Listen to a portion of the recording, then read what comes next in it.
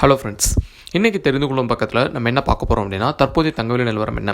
So US trading session முடிவில் வந்து தங்கவிலை என்னவோ அப்டேட் ஆயிருக்கு. நாளைக்கு என்ன ப்ரைஸ் அப்டேட் ஆகிறதுக்கான வாய்ப்பு இருக்குது. ஸோ இன்றைக்கி வந்து கோல்ட் ப்ரைஸ் கம்மியாகிறதுக்கான ரீசன்ஸ் என்னலாம், ஸோ நாளைக்கு வந்து ப்ரைஸ் வந்து கம்மியாகிறதுக்கு சான்சஸ் இருக்கா, எந்த மாதிரியான எக்கனாமிக் இன்ஃபர்மேஷன்ஸ்லாம் இதுக்கு மேலே நம்ம கவனிக்கணும் அப்படின்ற பற்றின டீட்டெயில்ஸ் இந்த வீடியோவில் பார்க்க போகிறோம். வீடியோக்கு போகிறதுக்கு முன்னாடி சேனலில் சப்ஸ்கிரைப் பண்ணலாம், சப்ஸ்கிரைப் பண்ணுங்கள். அப்போ தான் நான் போட்ட வீடியோஸ் தவறாக உங்களை வந்து சேரும். ஓகே, ஸோ கோல்ட் ப்ரைஸ் வந்து பார்த்திங்கன்னா இன்றைக்கி காலையில் வந்து ரொம்பவே வந்து ஜாஸ்தி இன்க்ரீஸ் ஆச்சு. கிட்டத்தட்ட $19.06 வரைக்கும் வந்து போயிருந்துச்சு. அதுக்கப்புறம் இப்போ யூஎஸ் ட்ரேடிங் செஷன் முடிவில் வந்து பார்த்திங்கன்னா $18.75 வந்துச்சு. இது வந்து பார்த்திங்கன்னா வெள்ளிக்கிழமை என்ன விலை இருந்துச்சோ அதை விட வந்து கம்மியான ப்ரைஸில் தான் வந்து அப்டேட் ஆயிருக்கு.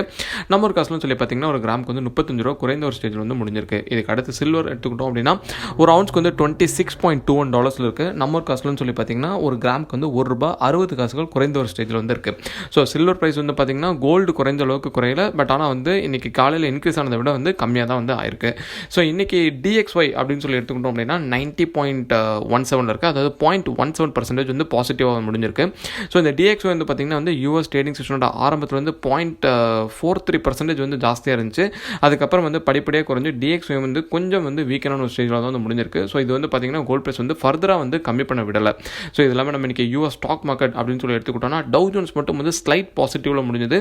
மற்றபடி எல்லாமே வந்து நெகட்டிவாக தான் முடிஞ்சிருக்கு. S&P 500 நாஸ்டாக் இது எல்லாமே நெகட்டிவாக தான் முடிஞ்சிருக்கு. பட் வந்து ரொம்ப வந்து ஷார்ப்பாக வந்து எதுவுமே வந்து டவுன் ஆகலை. எல்லாமே மைல்டாக தான் நெகட்டிவாக முடிஞ்சிருக்கு. ஸோ இன்றைக்கி யூஎஸ் ட்ரேடிங் செஷன் முழுமையாகவே வந்து பார்த்திங்கன்னா கோல்ட் ப்ரைஸில் வந்து ஒரு பெரிய ஒரு ஃப்ளக்சுவேஷன்ஸே இல்லை. ஸோ என்ன ப்ரைஸ் வந்து யூஎஸ் ட்ரேடிங் செஷனோட ஆரம்பத்தில் இருந்துச்சோ அங்கேருந்து ரொம்ப மைனராக தான் வந்து அப் டவுனில் வந்து முடிஞ்சிருக்கு. மற்றபடி எந்த ஒரு பெரிய சேஞ்சுமே இல்லை. ஸோ யூஸ்வலாக வந்து கோல்ட் ப்ரைஸில் வந்து இந்த ஆல்ட்ரேஷன் இல்லாத போது வந்து பார்த்திங்கன்னா பிட்காயின் அது இந்த கிரிப்டோ கரன்சி சைடில் வந்து கொஞ்சம் வந்து ஒரு ஹைப் இருக்கும். பட் இன்றைக்கி வந்து பார்த்திங்கன்னா கிரிப்டோ சைட்லேயும் வந்து ரொம்பவே வந்து வீக்கனாக தான் இருந்துச்சு. பிட்காயின், எத்தீரியம், ரிப்பிள், அப்புறம் லைட் காயின் இது எல்லாமே நெகட்டிவில் தான் வந்து முடிஞ்சிருக்கு. ஸோ எதுவுமே வந்து பாசிட்டிவாக வந்து முடியல. ஸோ இதுக்கு மேலே அதாவது இன்றைக்கி நாளைக்கெலாம் வந்து இதுக்கு மேலே நம்ம கவனிக்கக்கூடிய இன்ஃபர்மேஷன்ஸ் என்னெல்லாம் சொல்லி பார்த்தீங்கன்னா யூஎஸ் வந்து ஸ்டிமுலஸ் டீல் வந்து அக்ரி பண்ணியிருக்காங்க. ஸோ யூஎஸ் ஸ்டிமுலஸ் டீல் வந்து கொடுக்கறனால யூஎஸ் டாலர் வந்து வீக்கன் ஆகும். ஸோ இந்த ரீசனால் வந்து கோல்ட் ப்ரைஸ் இன்க்ரீஸ் ஆகிறதுக்கான சான்ஸ் இருக்குது. ஸோ இது வந்து பார்த்திங்கன்னா வந்து கோல்ட் ப்ரைஸ் இன்க்ரீஸ் ஆகும் அப்படின்னு சொல்லிட்டு ஃபேவராக வரப்போகிற நியூஸ். அதுக்கப்புறம் வந்து பார்த்திங்கன்னா யூகே லாக்டவுன் வந்து டிசம்பர் 30 வரைக்கும் இருக்குது. ஸோ இந்த ரீசனால் வந்து பார்த்திங்கன்னா ஜிபிபி அதுக்கப்புறம் யூரோ ரெண்டுமே வந்து வீக்கன் ஆகும். ஸோ வீக்கன் ஆகிற பட்சத்தில் வந்து யூஎஸ் டாலர் வந்து ஸ்ட்ரெங்தனாக இருக்கும். ஸோ இது வந்து பார்த்திங்கன்னா கோல்ட் ப்ரைஸ் வந்து டவுன் ஆகிறதுக்கான ரீசன். ஸோ இந்த ரெண்டுமே வந்து பார்த்திங்கன்னா ஒரே நேரத்தில் இருக்கிறனால ட்ரேடர்ஸ் வந்து இந்த சான்ஸை வந்து நம்ம பயன்படுத்திக்கலாம். எப்போ வேணாலும் ப்ரைஸ் வந்து அப் டவுன் வந்து ஒரே நாள் வந்து நடக்கிறதுக்கான சான்சஸ் இருக்குது. ஸோ நாளைக்கு வந்து ஏர்லி மார்னிங் ஈவெண்ட்ஸ் அப்படின்னு சொல்லி பார்க்கும்போது 10:30 ISTக்கு முன்னாடி ஆஸ்திரேலியாவோட ரீட்டெயில் சேல்ஸ் ரிப்போர்ட் மட்டும் தான் வருது. ஸோ இது வந்து பெரிதளவில் அஃபெக்ட் பண்ணுமன்றது கொஞ்சம் டவுட் தான். ஸோ இது இல்லாமல் வந்து பார்த்திங்கன்னா வந்து வேறு எந்த ஒரு மேஜர் எக்கனாமிக் ரிப்போர்ட்டும் வந்துடல.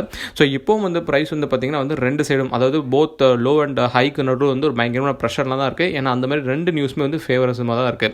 ஸோ எப்படி வந்து இந்த ப்ரைஸ் வந்து நாளைக்கு ஃபுல்லாக மாறுது அப்படின்றது நம்மளோட அடுத்தடுத்த வீடியோஸில் வந்து பார்க்கலாம். இந்த வீடியோ உங்களுக்கு பிடிச்சிருந்துச்சுன்னா லைக் பண்ணுங்கள், உங்கள் ஃப்ரெண்ட்ஸ்க்கும் ஷேர் பண்ணுங்கள், சேனலை மறக்காமல் சப்ஸ்கிரைப் பண்ணுங்கள்.